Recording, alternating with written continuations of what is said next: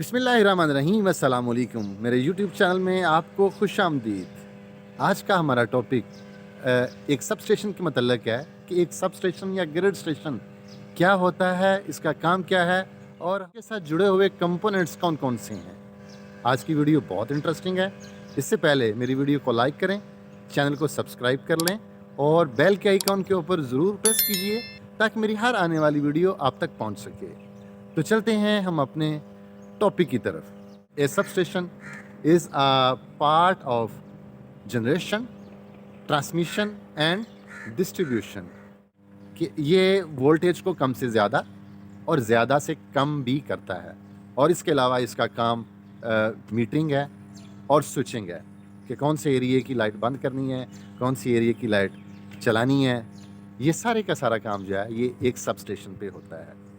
तो आज मैं आपको दिखाऊंगा एक 132 केवी का यार्ड, 132 केवी के सब स्टेशन का यार्ड कि यहाँ पे कौन कौन से कंपोनेंट्स हैं, कैसे काम करते हैं और इनका हमारी रोज़मर्रा ज़िंदगी में काम क्या है। इसमें सबसे मेन इंपॉर्टेंट चीज़ जो होती है वो हमारे पास पावर ट्रांसफार्मर होता है जो मेरे पीछे है। मतलब ये कहने का कि एक ट्रांसफार्मर के लिए ये सारे का सारा ग्रिड स्टेशन या सब स्टेशन बनाया जाता है। इसको ज़िंदा रखने के लिए, इसको अलाइव रखने के लिए, प्रोटेक्शन के लिए, इसकी हिफाजत के लिए ये बाकी सारे के सारे equipment, circuit breaker, current transformer, potential transformer, isolator जो कि मेरे भी पीछे है, बस बार, ये सारा कुछ एक इस ट्रांसफार्मर के लिए बनाया जाता है ना। इंटरेस्टिंग चीज़। तो सबसे पहले हम इसका देखते हैं कि लाइन के बाद फिर उसके बाद इसका आइसोलेटर के बाद कंप्लीटली डिटेल में आपको बताऊंगा। मेरी वीडियो को मैं फिर से कह रहा हूँ, एंड तक ज़रूर देखिए। इसमें बहुत सारे ऐसे सवालों के जवाबात मिलेंगे जो कि आपको एक इंटरव्यू में और शॉर्ट क्वेश्चंस के तौर पर पूछे जा सकते हैं। तो चलते हैं हम अपने टॉपिक की तरफ। जी तो नाजरीन, मैं आपको दिखाने लगा हूँ कि एक सब स्टेशन के ऊपर कंपोनेंट्स कौन कौन से होते हैं और इनका काम क्या है। सबसे पहले ये मेरे पीछे आप देख सकते हैं, ये 132 केवी की ट्रांसमिशन लाइन है। 132 केवी की ट्रांसमिशन लाइन है। इस ट्रांसमिशन ने, ये देख सकते हैं आप, यहाँ से इसने इन आइसोलेटर्स को सप्लाई दी। इसको लाइन आइसोलेटर कहते हैं। याद रहे कि लाइन आइसोलेटर और ट्रांसफार्मर के आइसोलेटर या बस बार के आइसोलेटर में कुछ फ़र्क ज़रूर होता है। वो क्या फ़र्क होता है कि लाइन आइसोलेटर के साथ जो अर्थ है, ये जो नीचे को लेटी हुई है, इसको कहते हैं अर्थ, ये फिक्स्ड होती है। और जब जो ट्रांसफार्मर के या बस बार के आइसोलेटर्स होते हैं उनके साथ हम टेम्परेरी अर्थ लगाते हैं। ये चीज़ याद रखने वाली है। या आपको सवाल के तौर पर भी पूछा जा सकता है किसी भी पेपर में या इंटरव्यू में कि लाइन आइसोलेटर में और ट्रांसफार्मर के या बस बार के आइसोलेटर में क्या फ़र्क होता है। उसका एक सिंपल सा जवाब है कि इसके साथ अर्थ फिक्स्ड होती है और ट्रांसफार्मर के या बस बार के आइसोलेटर के साथ हम टेम्परेरी अर्थ करते हैं। तो यहाँ से हमने सप्लाई को लिया, 132 केवी की लाइन को लिया आइसोलेटर के बाद। इसके बाद मेरे पीछे आप देख सकते हैं ये SF6 के सर्किट ब्रेकर हैं। बिजली कहाँ पे चलेगी? सर्किट ब्रेकर्स के तौर पर ही। ये सर्किट ब्रेकर लाइन का सर्किट ब्रेकर है 132 केवी का और हर ग्रिड स्टेशन के ऊपर इसका एक नाम रखा जाता है। यहाँ से हम आगे करंट ट्रांसफार्मर, ये आपको इस चीज़ का पता चल गया होगा, इसको हम कहते हैं CT। ठीक है, फिर अगले फर्दर में मेरा एक कंप्लीट लेक्चर CT और PT के मतलब होगा कि इसकी मेजरिंग कैसे होती है। ये मेरा चैनल, फिर से मैं कह रहा हूँ, मेरे चैनल को एक दफ़ा सब्सक्राइब कर लें और मेरी वीडियो को लाइक करते रहें ताकि मेरी हर आने वाली वीडियो, इंटरेस्टिंग वीडियो आप तक पहुँच सके। फिर उसके बाद हमारे पास आ जाता है आइसोलेटर। ये हमारे पास आइसोलेटर बस बार के आइसोलेटर हैं। बस बार के ये हमारे पास आइसोलेटर हैं। याद रहे कि मैंने आपसे कहा था कि बस बार के आइसोलेटर या ट्रांसफार्मर के आइसोलेटर और लाइन आइसोलेटर में फ़र्क ये होता है कि लाइन आइसोलेटर के साथ अर्थ फिक्स लगी होती है, जबकि बाकी के जो हमारे पास आइसोलेटर होते हैं इनके साथ हम टेम्परेरी अर्थ खुद से लगाते हैं जब भी कभी हमने यहाँ पे यार्ड में कोई काम करना होता है। तो यहाँ से हमारे पास जो है वो सप्लाई आ गई हमारे पास आइसोलेटर के ज़रिए बस बार में। ये हमारे पास जो है ये सिंगल बस बार है। कुछ जो हैं जो कि बड़े ग्रिड हैं वहाँ पे डबल बस बार भी लगाई जाती है। ठीक है, क्योंकि वहाँ पे जो लोड है वो ज़्यादा होता है। लेकिन हमारे पास जो है ये सिंगल बस बार है। इसका काम क्या होता है? इसका काम ये होता है कि अगर हमारे पास एक ट्रांसफार्मर ख़राब हो जाता है तो हमने दूसरे ट्रांसफार्मर को बंद नहीं करना।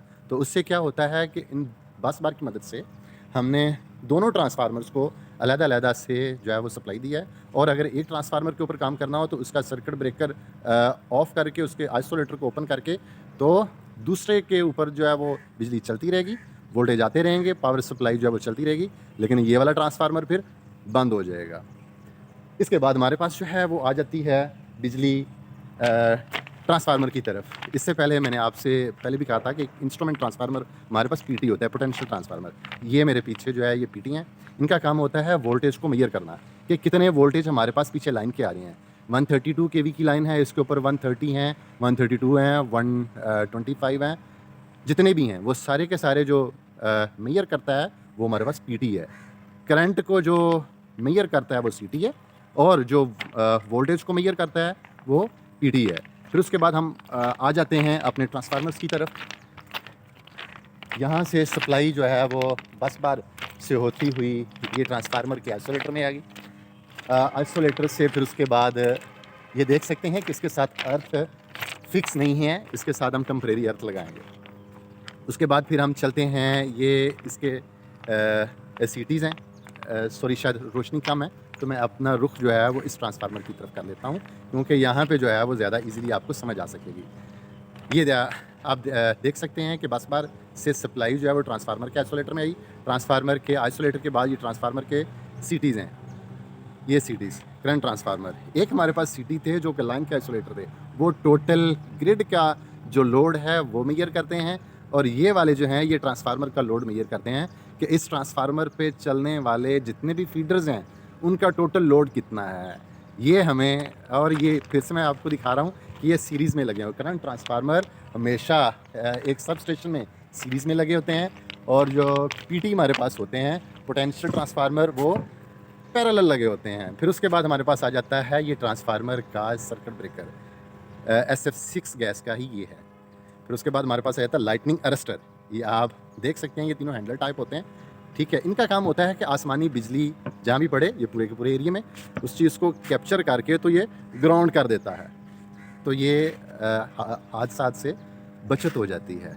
अल्लाह पाक हादसा से बचाए हम सबको, और जो भी इस फील्ड में इस एरिया में काम करते हैं अल्लाह पाक उन सब की हिफाजत करे। तो चलते हैं हम अपने फिर टॉपिक की तरफ। ये हमारे पास पावर ट्रांसफार्मर है। पावर ट्रांसफार्मर के लिए ही ये सारा कुछ जो है ये मेला सजा होता है। ये ग्रिड स्टेशन जो है इसमें जितने भी इक्विपमेंट्स लगे होते हैं ये सब के सब एक ट्रांसफार्मर के लिए लगे होते हैं। इसका काम होता है कि वोल्टेज को कम से ज़्यादा और ज़्यादा से कम करना। जहाँ पे भी बिजली बनती है पावर हाउसेस वगैरह में वहाँ पे स्टेप अप ट्रांसफार्मर लगे होते हैं। चूँकि वो जो है वो दूर दराज इलाकों में होते हैं तो इसलिए उसको वोल्टेज ड्रॉप की वजह से वोल्टेज को अप जो है किया जाता है 500 केवी में, 220 केवी में और 132 केवी में। फिर आते आते यहाँ तक आ गए। ये हमारे पास 132 केवी की लाइन है। 132 केवी की लाइन ये मेन बुशेस के थ्रू ये ट्रांसफार्मर के अंदर हुई और फिर उसके बाद ट्रांसफार्मर ने अपना काम म्यूचुअल इंडक्शन के ज़रिए कर दिया और ये फिर हमारे पास 132 केवी की लाइन एन हुई और 11 केवी की जो लाइन है इसने वोल्टेज को आउट कर दिया। 132 केवी लिया और ये 11 केवी को आउट कर दिया और फिर ये 11 केवी इन केबल्स के थ्रू और इन रस्तों और इन ये जो ट्रंचेस के थ्रू जो है ये कंट्रोल रूम में जाती है। कंट्रोल रूम में लगे हुए फीडर्स, ठीक है, स्विच गियर वगैरह, वहाँ से फिर हम लाइट को ऑन ऑफ और लोड को मैनेज और मीटरिंग करते हैं। तो एक और बात ये मैं आपको बताऊँ, ये होते हैं कैपेसिटर बैंक। ये भी एक ट्रांसफार्मर का और सबस्टेशन का मेन हिस्सा होते हैं। इसकी वजह से वोल्टेज को मेंटेन किया जाता है। अगर ये 132 केवी के भी हो सकते हैं और 11 केवी के भी हो सकते हैं। ये चीज़ आप चेक कर सकते हैं। ये हर ट्रांसफार्मर के लिए अलहदा कैपेसिटर बैंक लगाए जाते हैं। और एक और बात कि ये हमारे पास जो ग्रिड स्टेशन के लिए अपनी बिजली यूज़ होती है उसको भी एक ट्रांसफार्मर चाहिए होता है, उसको कहते हैं एक्सिलरी ट्रांसफार्मर। जी, तो जैसे जो केबल 11 केवी की ट्रांसफार्मर शॉर्ट होती हैं वो ट्रंचेस के थ्रू इन फीडर्स तक पहुंचती हैं। ये एक फीडर का ओवरव्यू है। इसको हम फीडर्स भी कहते हैं, स्विच गियर भी कहते हैं। इनकी मदद से लाइट को ऑन ऑफ किया जाता है। जैसे कि ये देखें, ये वाले 2 स्विच होते हैं, यहाँ से लाइट को ऑफ़ किया जाता है, यहाँ से लाइट को ऑन किया जाता है। ये इसके ऊपर लोड के लिए मीटर लगे होते हैं, यहाँ से आपको जो है वो लोड का पता चलता है। और ये kWh की रीडिंग के लिए सारे के सारे होते हैं। ये 132 kV का कंट्रोल रूम है। ये हमारे पास रिले पैनल्स हैं और रिले पैनल्स हैं, ये इंडिकेशन पैनल्स हैं, ये AC DC पैनल, रेक्टिफायर और ये ट्रांसफार्मर का ऑक्सिलरी पैनल। यहाँ से हम बाहर 132 kV यार्ड को कंट्रोल कर सकते हैं, ब्रेकर को ओपन और क्लोज़ कर सकते हैं। ये रिले पैनल है, यहाँ से आपको जो है रिले और batteries are heart of grid, so keep clean and healthy and alive. तो ये जो होता है ये बैटरी रूम होता है, इसके बगैर कोई भी ग्रिड स्टेशन नामुकम्मल है। जितनी भी हमारा रिले सिस्टम है वो यहीं से इसी वोल्टेज के DC वोल्टेज के थ्रू ऑपरेट होता है। अगर हमारे पास मेन सप्लाई बंद हो जाए तो फिर ये जो चीज़ होती है ये ज़िंदा रखती है, इसलिए इसको हेल्दी और अलाइव रखते हैं। ये बैटरी रूम होता है, इसमें 55 सेल्स होते हैं, ये आप देख भी सकते हैं, ये 55 हैं। तो इसके जो टोटल वोल्टेज होते हैं वो 110 DC वोल्टेज होते हैं। 55 मल्टीप्लाई बाय 2, एक सेल जो है वो 2 वोल्ट का होता है, तो 110 DC वोल्ट की जो है होती है। जी तो नाज़रीन, ये हमारी वीडियो इलेक्ट्रिकल पावर सिस्टम मुकम्मल हुई। अगर आपको मेरी वीडियो अच्छी लगी हो तो प्लीज़ मेरी वीडियो को लाइक करें और मेरे चैनल तनवीर अशरफ इलेक्ट्रिकल को सब्सक्राइब कर लें, ताकि इस तरह की अच्छी वीडियो और इंफॉर्मेटिव वीडियो आप तक बआसानी पहुंच सके। तो बहुत बहुत शुक्रिया। अल्लाह हाफिज़।